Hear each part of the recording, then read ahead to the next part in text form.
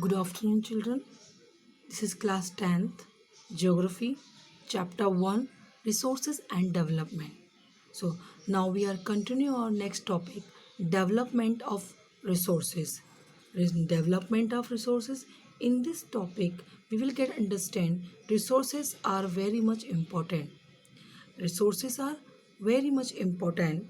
Resources are vital for human being. Resources are vital for human survival as well as for maintaining the quality of life.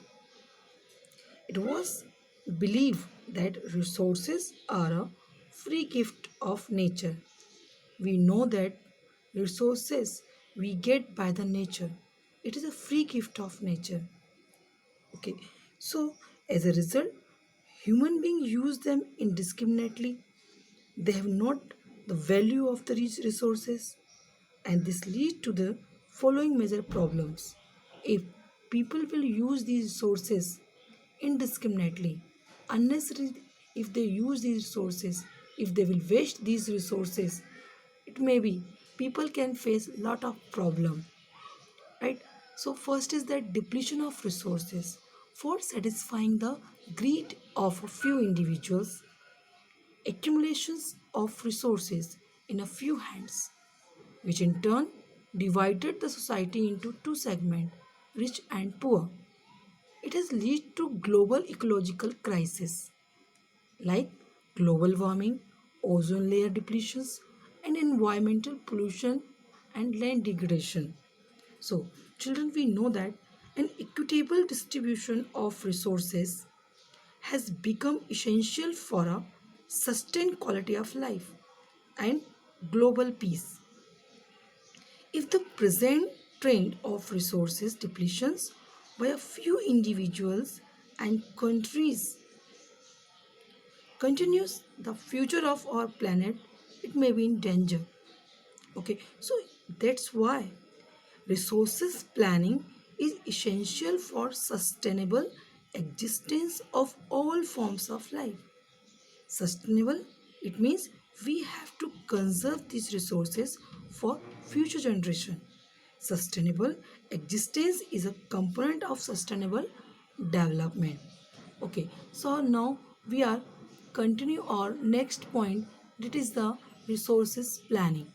Okay, so resources planning, it means if we want to sustain these resources, so we need plan, we have to make some plan so we can sustain these resources carefully.